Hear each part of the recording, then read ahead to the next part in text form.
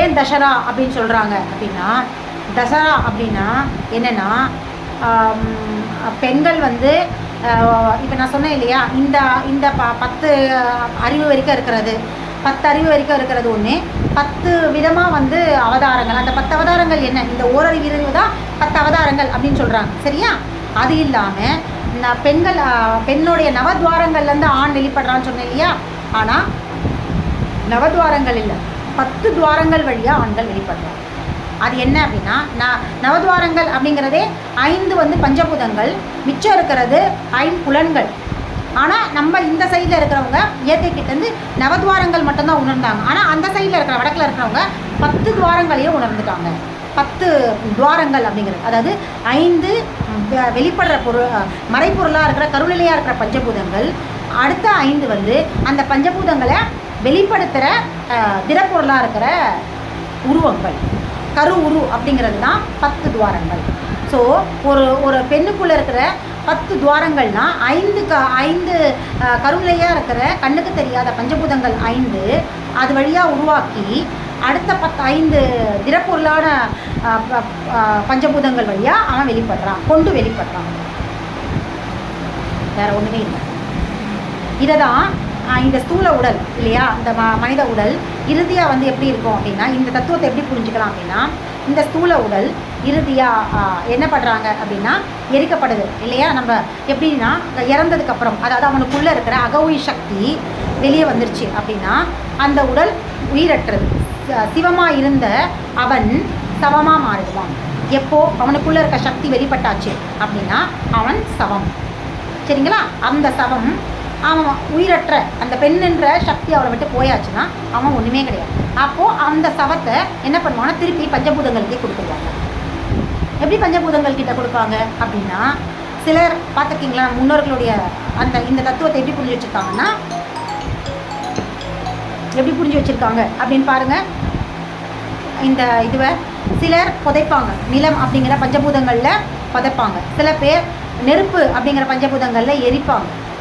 அதாவது திருப்பி அந்த பஞ்சபூதங்கள்கிட்டயே அவங்க கொடுத்துட்றது தான் அந்த 10 அப்படிங்கிற நவராத்திரியோட விசேஷம். தசரா அப்படிங்கிற நவராத்திரியோட விசேஷம்.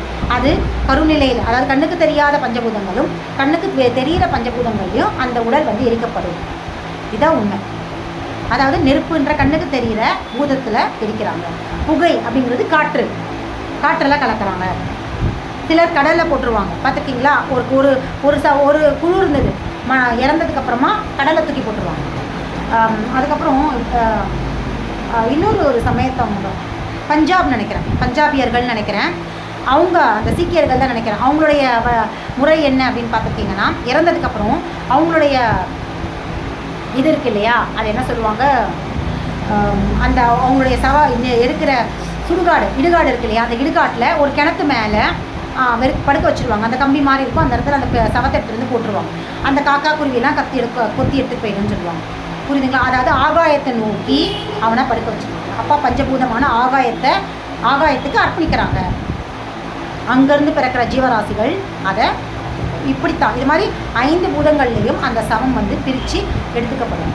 அந்தந்த சமயம் ஒவ்வொருத்தரும் ஒவ்வொரு மாதிரியான வழக்கங்களை கொடுக்குறாங்க. ஆனால் எல்லாருமே யார்கிட்ட கொடுக்குறாங்கன்னா பஞ்சபூதங்கள்கிட்ட தான் திரும்பவும் கொடுக்குறாங்க. ஏன்னா அங்கேருந்தானே பிறந்து வந்தவன், அங்கேருந்தானே பரிணமித்து வந்தவங்க, அப்போது அங்கே தான் திரும்பி போகணும் அப்படிங்கிறத அந்த பிரமயத்தோட தத்துவம். இது கருநிலையாக போனாலும் சரி, உருநிலையாக போனாலும் சரி, எவ்வளோ பெரிய தத்துவங்களை வச்சுருக்காங்க. இப்போ இதை தான் தசரா சொல்லுது. ஒரு கரு உருவானதும் சரி, ஆதியும் சரி, அந்தமும் சரி, பஞ்சபூதங்கள் அப்படிங்கிற கருநிலையும் உருநிலையுமான 5 மறைப்பொருள் 5 திடப்பொருள் சேர்ந்து தான் அந்த சிசு உருவாகுது. அதே தான் திரும்பவும் அதே 5 கருநிலை 5 உருநிலைக்கிட்ட திரும்பி போகும் அப்படிங்கிற தத்துவத்தை தான் தசரா அப்படிங்கிறது சொல்லுது. அதை தான் நவராத்திரின்னு சொல்லுது. அப்போ மனிதன் இறுதியாக அவனுடைய எல்லா அறிவுலேருந்தும் 9வது அறிவும் 10வது அறிவுக்கும் கூட போவான், பரிணமிப்பான். இருக்குது, அந்த பரிணாமம் இருக்குது. இப்போதைக்கு நமக்கு 7ஓ 8ஓ இருக்கலாம். இதுக்கப்புறம் இன்னும் எத்தனை பரிணாமத்தில் மனிதன் நம்மளுடைய முயற்சி வழியாக போகிறானோ அந்தந்த அறிவுக்கு ஏற்ற மாதிரி போவான். இதுதான் நவராத்திரி குழு சொல்கிற ஒரு தத்துவம். இதுதான் இன்னொரு விஷயத்தையும் நம்ம சொல்லலாம். இன்னொரு புராணங்களில் ஒரு கதை இருக்குது, ஒரு ஐதீகம் இருக்குது. என்னன்னா இது வந்து கட்டுக்கதை, ஏதோ ஒரு நம்பிக்கையை நம்ம முன்னோர்கள் சும்மா அடித்து விடுறாங்க கிடையாது. நம்ம முன்னோர்கள் எல்லாத்தையுமே பிரபஞ்ச தத்துவத்தை மறைப்பொருளாக வச்சு கதையாக நமக்கு சொல்லியிருக்காங்க. அதுக்கு பின்னாடி இருக்கிறது மறைப்பொருள். நம்ம தாத்தா பாட்டி நம்ம கதை சொல்லும்போது ஆண் வாயக்குழந்தை கேட்போங்க, அதுக்கு பின்னாடி ஒரு விடுகதை போடுவாங்க தெரியுங்களா? விடுகதை ஒன்று சொல்லுவாங்க. ஒரு கதையை வந்து நம்ம கடத்தும் போது அதில் மோரல் வேல்யூஸை மறைச்சி வைப்பாங்க, நீதி போதனைகளை மறைச்சி தான் சொல்லுவாங்க. திருடக்கூடாது, திருடாதப்பா நேரடியாக சொல்ல மாட்டாங்க. கதையில் திருடுனா என்ன தப்பு, என்ன நடக்கும், அந்த செயலுக்கான வினை என்ன, அதில் யார் பாதிப்பாங்க அப்படிங்கிறத சொல்லி திருடக்கூடாது அப்படிங்கிற தத்துவத்தை மறைச்சி சொல்லுவாங்க. இதுதான் நீதி போதனை கதைகள். நம்ம தாத்தா பாட்டி நம்ம குழந்தைங்கக்கிட்ட அதை ஏன்னா குழந்தைங்கக்கிட்ட போய் இதை செய்யக்கூடாதுன்னு அதை செய்வாங்க. அது அவங்களுடைய இயல்பு. செய்யக்கூடாதுங்கிறத விட அந்த செய்தால் என்ன நடக்கும், அதனால் என்ன பாதிப்புங்கிறத விஷயத்த அவங்க எடுத்து சொல்லுவாங்க. இதுதான் நம்மளுடைய முன்னோர்களுடைய ரொம்ப பக்குவத்தன்மை. அந்த பக்குவத்தன்மையை தான் இந்த மாதிரியான புராணங்களும் இதிகாசங்களும் கொண்டிருக்கு. இந்த பக்குவத்தோடு படைக்கப்பட்டது தான் அது எல்லாமே. என்ன பக்குவத்தோடு படைக்கப்பட்டிருக்கு அப்படின்னு பார்த்தீங்கன்னா, இந்த சிவம் சக்தி அப்படிங்கிறத எடுத்து பாருங்களேன். சிவமும் சக்தியும் என்ன அப்படின்னா, ஒரு தடவை சிவபெருமானுக்கும் சக்திக்கும் 2 பேருக்கும் மிஸ் அண்டர்ஸ்டாண்டிங் ஏற்பட்டுரும். ஏதோ ஒரு விஷயத்த மிஸ் அண்டர்ஸ்டாண்டிங், புரியுதுங்களா? இதெல்லாம் கணவன் மனைவியோட தத்துவங்கள் தான், வேறு ஒன்றுமே கிடையாது. பெரிய கடவுள்லாம் இல்லை, கணவன் மனைவியோட தத்துவம். அவங்க 2 பேர் தான் சிவமும் சக்தி. அப்போது சக்திக்கும் சிவனுக்கும் ஏற்பட வாக்குவாதங்கள், சின்ன மிஸ் அண்டர்ஸ்டாண்டிங்கில் சிவன் என்ன பண்ணுறாருன்னா சக்தியை வந்து எரிச்சிடுறாரு. அப்படின்னு என்ன அர்த்தம்? தனக்குள்ளேருந்து சக்தியை வெளியே அனுப்பிடுறாரு. வெளியே அனுப்புறதுக்கப்புறமா என்ன ஆகுது அப்படின்னா, சக்தி இல்லாத சிவம் சவமாயிட்டார். கொஞ்ச நாள் அவர் சக்தியே இல்லாமல் தன்னோட பலத்தையே இழந்துடுறாரு. சக்தியே இல்லாமல் போயிடுறாரு. எரிஞ்சு போன இங்கே சக்தி மண்ணாக கிடக்கிறாங்க. இங்கே அவர் என்னவா சவமாக மாறிடுறார். அவருக்குள்ள சக்தி இல்லை, இயக்க சக்தி இல்லை, ஆற்றல் இல்லை, பலம் இல்லை, அவருடைய எந்த செயலும் இல்லை. திரும்பவும் தன்னுடைய நிலையை உணர்ந்து தனக்கு எல்லாமே சக்தி தான் அப்படிங்கிறத அவர் புரிஞ்சுக்கிறார். அவர் வந்து அந்த மாதிரி எல்லாத்தையும் இழந்தது அவர் சுற்றி இருக்கிறவங்க. இதை தான் வந்து அந்த கதையில் என்ன சொல்லுவாங்கன்னா, எல்லா பிரம்மதேவன்லேருந்து விஷ்ணு, எல்லா விதமான நாரதர்கள், தேவர்கள், முனிவர்கள், ரிஷிகள் எல்லாம் வந்து சிவபெருமான்கிட்ட மீண்டும் சக்தியை வந்து நீங்கள் உயிர் பெற்று கொண்டு வரணும், இல்லைன்னா இந்த பிரபஞ்சமே இயங்காது அப்படின்னா அதெல்லாம் என்ன அர்த்தம் அப்படின்னா, ஆமாம் ஒரு ஆண் அந்த சிவன் வந்து சக்தி இல்லாமல் இருந்துட்டான் அப்படின்னா அவனை எல்லாமே பலம் எல்லாம் இழந்துடும், குடும்பம் பாதிக்கப்படும்.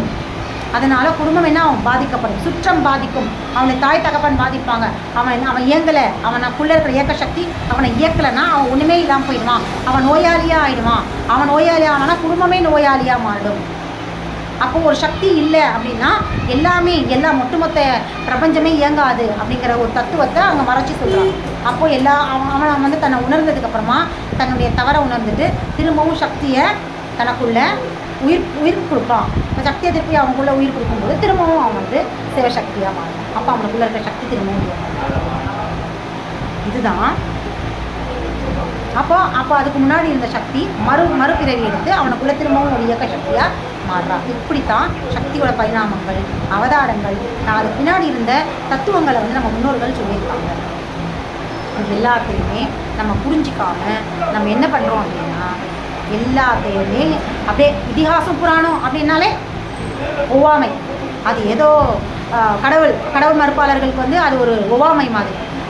கடவுளை பிடித்த கடவுளை ஆதரிக்கிறவங்களுக்கு வந்து எப்படின்னா அது ஒரு பெரிய அதீத நிலை. அப்போ சிவசக்தினா யாரோ ஒருத்தவங்க, அவங்கெல்லாம் கடவுள், அவங்கக்கிட்ட மட்டும் தான் சக்தி இருக்குது, நம்மளாம் அவங்களுக்கு கீழே இருக்கிற அடிமைகள். நம்ம தான் சிவம், நம்ம தான் சக்தி, நம்மளை தான் அவங்க கதையாக சொன்னாங்க நம்ம முன்னோர்கள், நம்மளை தான் புராணங்கள் எழுதி வச்சிருக்கு, நம்மளை தான் இதிகாசங்கள் சொல்லுது, வேற ஒன்றுமே கிடையாது.